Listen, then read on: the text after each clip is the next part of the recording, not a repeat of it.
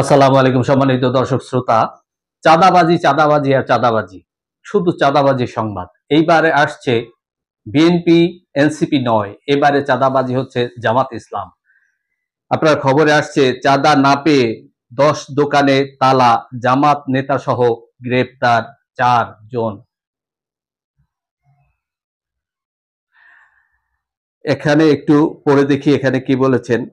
আসলে চাঁদাবাজিটা এখন মহামারী আকারে দেখা যাচ্ছে বাংলাদেশে। এতদিন তো বিএনপির বিরুদ্ধে অপপ্রচার বা প্রচার দুইটাই চলছে। বিএনপির বিরুদ্ধে চাঁদাবাজির কথা বলছে, বিএনপি থেকে 4,000 জনকে বহিষ্কার করা হয়েছে, বিএনপি তাদের সাংগঠনিক ব্যবস্থা নিয়েছে। বিএনপি যেহেতু অনেক বড় দল, বাংলাদেশের সমস্ত দল মিলিয়েও যে বিএনপির যে জনসমর্থন আছে হয়তো সেই সমান হবে না। তাই বিএনপির দেখাও যায় অনেক বড়, অন্যায় করলেও সেটা প্রচারিত হয় অনেক বেশি। কিন্তু এইসব দলগুলো যে চাঁদাবাজি করে, জামাত ইসলাম বা এনসিপি, তারাও যে একেবারে চাঁদাবাজির বাহিরে নয় তা কিন্তু নয়। কিন্তু তারা অনেকেই মিডিয়াকে দখল করে কন্ট্রোল করে তারা রেখেছে, যার কারণে অনেক কিছুই প্রকাশ পায় না। কিন্তু আজকে এটা প্রকাশ পেয়েছে। আমার কাছে জামাত ইসলামের চাঁদাবাজির আরো অনেক ভিডিও আছে, জমি দখলের ভিডিও আছে, সংবাদ আছে আমার কাছে। তো এগুলো আমার ফেসবুক, ওখানে গেলে পাবেন, বা আমার দেশি আমার মা, আমার ইউটিউব চ্যানেল এবং ফেসবুক পেজটাকে আপনারা সবাই বেল সহ সাবস্ক্রাইব করবেন এবং আমাকে সহযোগিতা করবেন এবং ভিডিওগুলো দেখবেন, লাইক দিবেন, শেয়ার দিবেন, কমেন্ট করবেন। তো সম্মানিত দর্শক শ্রোতা, আমি এখন দেখি এখানে কি লিখেছে। নাটোরের বড়াই গ্রামে চাঁদা না দেয়ায় 10টি দোকানে তালা দেওয়ার অভিযোগে জামাত নেতা সহ 4 জনকে গ্রেপ্তার করেছে পুলিশ। সোমবার সন্ধ্যায় উপজেলার আহমেদপুর বাজারে এই ঘটনা ঘটে। ভুক্তভোগী জাহাঙ্গীর আলম বাদী হয়ে 6 জনকে আসামি করে বড়াই গ্রাম থানায় মামলা দায়ের করেন। এরপর পুলিশ তাদেরকে গ্রেপ্তার করে।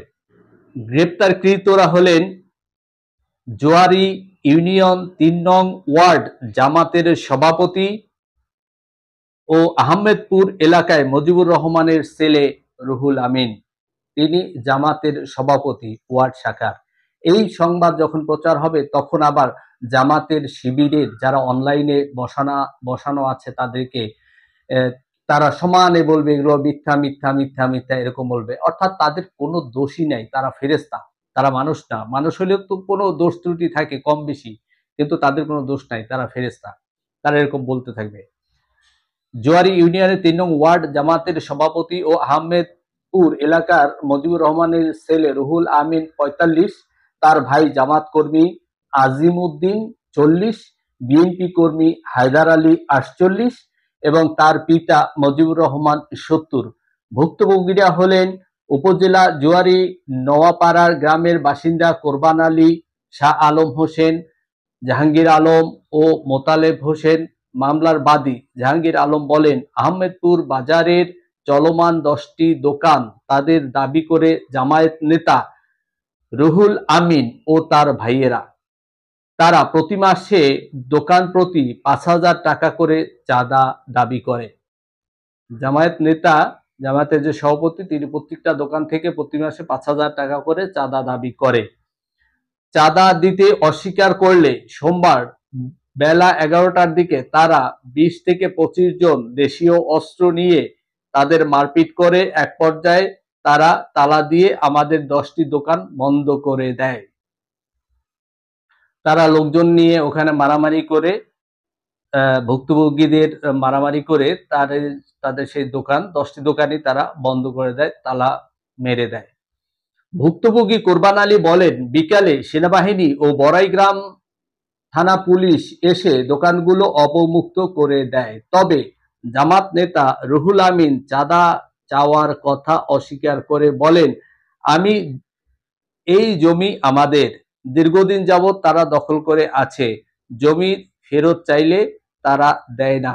আমরা কোর্টে মামলা করেছি, কিন্তু এভাবে দোকানে তালা দেয়া আমাদের ঠিক হয়নি।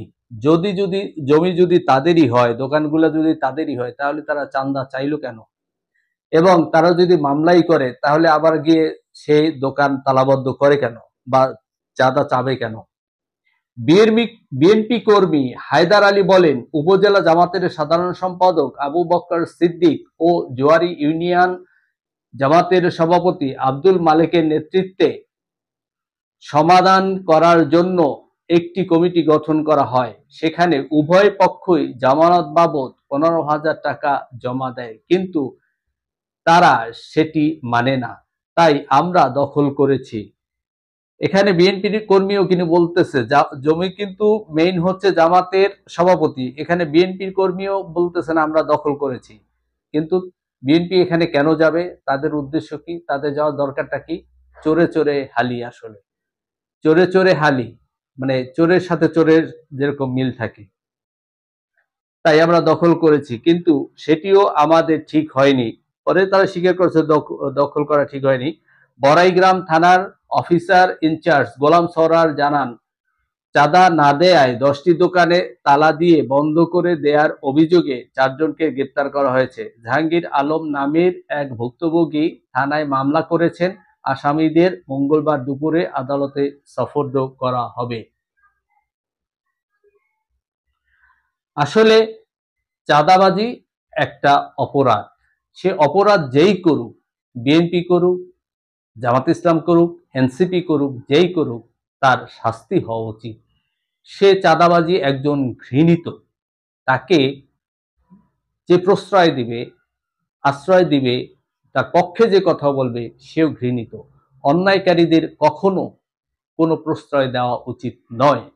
চাঁদাবাজি হোক বা অন্য যে কোনো কাজই হোক, দখলবাজি হোক, টেন্ডারবাজি হোক, অন্যায় তো অন্যায়, তার বিরুদ্ধে সকলের সোচ্চার থাকা উচিত। নইলে এই দেশে আইনের শাসন প্রতিষ্ঠা হবে না, এবং আইন প্রয়োগকারী সংস্থাকেও আরো শক্তিশালীভাবে কাজ করতে হবে।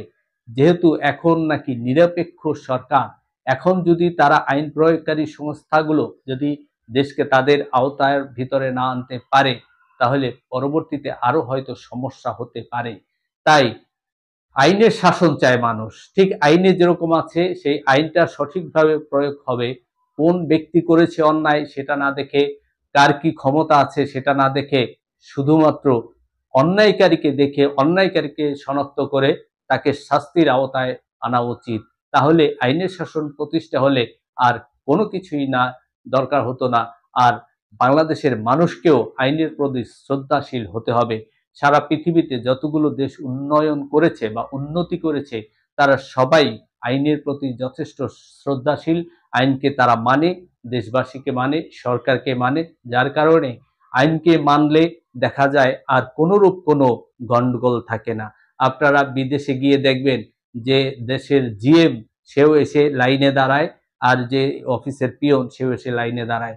এখানে জিএম বলে তাকে আগে ছাড় দেওয়া হয় না, বা সে জিএম বললেও আগে যায় না যে আমাকে আগে দাও বা আমি আগে সার্ভিস নেব, এরকম কোথাও হয় না। এটা শুধু হয় বাংলাদেশে। বাংলাদেশে আইনের চেয়ে ব্যক্তিকে বড় মনে করা হয়। যেমন এখন বাংলাদেশের মানুষ অনেকেই আছে যারা বাংলাদেশের চেয়েও বেশি বড় মনে করা হয় ডক্টর ইউনূসকে। ডক্টর ইউনূস মানেই সবকিছু সাত খুন মাপ, মানে তার কোনো অন্যায় নেই, এরকম হতে পারে না। মানুষ যে হবে সে কেউ আইনের ঊর্ধ্বে নয়, বা কেউ এরকম ভাবে বলে যাওয়া যাবে না যে সে তার কোনো দোষী নাই। প্রত্যেকটা দলের ভিতরে দুষ্কৃতিকারী আছে। মানুষ যে তার কিছু ভুল ত্রুটি থাকতেই পারে, সেটা বিএনপি হোক, জামাত হোক, এনসিপি হোক, যে অন্যায় করবে তারই শাস্তি হওয়া উচিত। ধন্যবাদ সবাইকে। আসসালামু আলাইকুম ওয়া রাহমাতুল্লাহি ওয়া বারাকাতুহু।